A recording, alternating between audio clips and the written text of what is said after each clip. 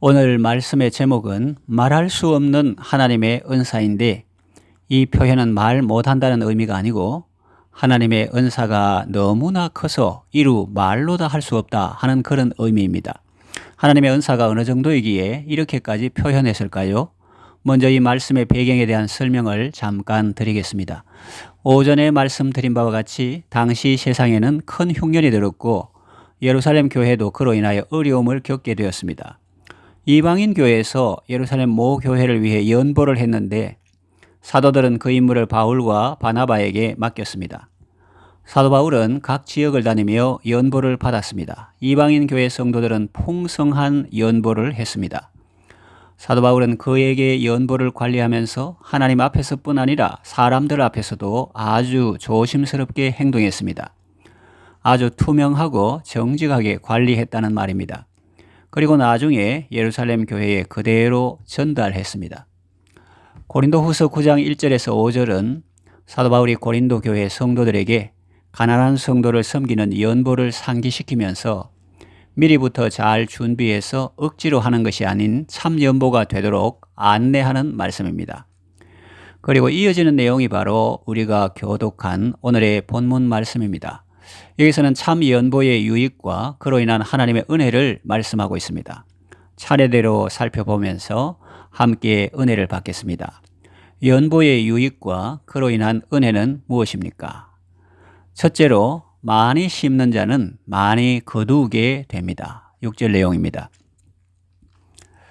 헌금이나 연보의 원리는 7절 말씀과 같이 각각 그 마음에 정한 대로 하는 것입니다.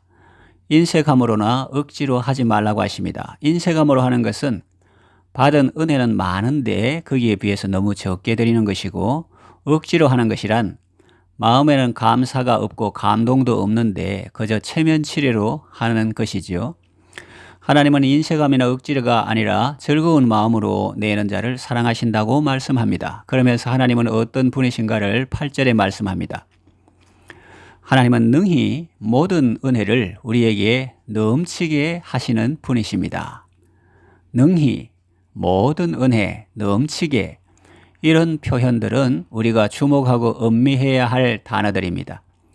하나님이 어떤 분이신지를 잘 알면 우리는 헌금이나 연보 생활을 잘 할 수 있기 때문입니다. 하나님은 능히 모든 은혜를 넘치게 하시는데 왜 그렇게 하시는가? 이는 너희로 모든 일에 항상 모든 것이 넉넉하여 모든 착한 일을 넘치게 하게 하려 하심이라 했습니다. 이 얼마나 놀라운 말씀입니까? 생각하며 곱씹어 볼수록 대단한 말씀입니다. 이어지는 9절 말씀은 시편 112편 9절을 인용한 것입니다. 그가 재물을 흩어 빈궁한 자들에게 주었으니 그의 의가 영구히 있고 그의 뿔이 영광 중에 들리리로다.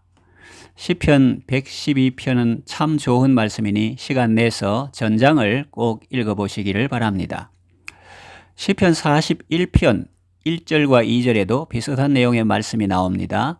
가난한 자를 보살피는 자에게 복이 있으며 재앙의 날에 여호와께서 그를 건지시리로다. 여호와께서 그를 지키사 살게 하시리니 그가 이 세상에서 복을 받을 것이라. 그렇습니다. 많이 심은 자는 많이 거두게 됩니다. 하나님의 복을 받습니다.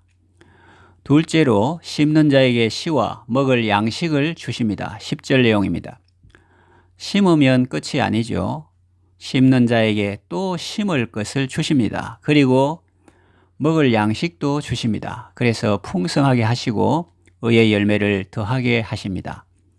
셋째로 구제를 받는 사람들이 하나님께 감사하게 됩니다. 11절 하반절 내용입니다. 구제를 받을 때 사람들은 이렇게 생각하지요. 하나님이 살아계시는구나. 하나님이 우리를 사랑하시고 우리의 기도에 응답해 주시는구나. 사람들이 우리를 기억하고 우리를 위해서 기도하고 있구나. 그런 생각을 하면서 하나님의 사랑과 이웃의 섬김에 대해서 감사하는 것입니다. 넷째로 성도들의 부족한 것을 보충하였습니다. 12절 내용입니다. 흉년을 만나 어려웠던 예루살렘 교회 성도들은 이분들의 구제 연보로 인하여 부족한 것이 채워졌습니다. 그것뿐만 아니라 사람들이 하나님께 드리는 많은 감사로 말미암아 넘쳤습니다. 물질적으로도 채워졌지만 마음으로도 부자가 되었습니다. 다섯째, 고린도 교회 성도들이 그리스도의 복음을 진실히 믿고 복종하는 것이 증명되었습니다. 그리스도의 복음을 믿고 복종하는지는 말만 듣고서는 판단할 수 없습니다. 행동을 보아야 합니다. 고린도 교회 성도들이 예루살렘 교회 성도들을 섬기는 그 행동에서 복음에 대한 그들의 믿음과 복종하는 삶이 증명되는 것입니다. 여섯째, 그들과 모든 사람을 섬기는 고린도 교회의 후한 연보로 말미암아 하나님께 영광을 돌립니다. 고린도 교회 성도들이 모든 사람을 섬기는 후한 연보를 했을 때 그것은 예루살렘 교회 성도들에게 기쁨과 감사의 마음을 불러일으킬 뿐만 아니라 하나님께 영광이 됩니다. 일곱째, 그리고 이제 예루살렘 교회 성도들이 고린도 교회 성도들을 위하여 간구합니다. 14절 내용입니다. 하나님께서 고린도 교회에 주신 지극한 은혜로 말미암아 고린도 교회 성도들을 사모하게 됩니다. 하나님께서 고린도 교회에 주신 지극한 은혜는 구원의 은혜요, 구원에 합당한 삶을 사는 은혜입니다. 특별히 자신들도 어려운 가운데 자원하는 마음으로 예루살렘 교회 성도를 위해 후하게 연보한 은혜입니다. 그 은혜 때문에 예루살렘 교회 성도들은 고린도 교회 성도들을 사모하며 그들을 위하여 간구하는 것입니다. 이제 말씀을 정리하며 맺으려고 합니다. 이런 일련의 연쇄적인 반응이 고린도 교회 성도들의 구제 연보를 통해서 일어납니다. 참 연보는 이렇게 많은 유익을 줍니다.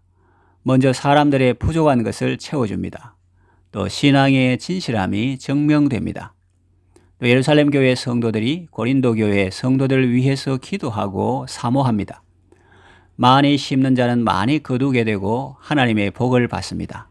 구제를 받는 사람들은 하나님께 감사하게 됩니다. 이 모든 일을 통해 하나님이 영광 받으십니다. 예수님의 사랑으로 나눔과 섬김을 잘 실천하셔서 말할 수 없는 그의 은사를 여러분의 삶 속에서 실제로 체험하시기를 바랍니다.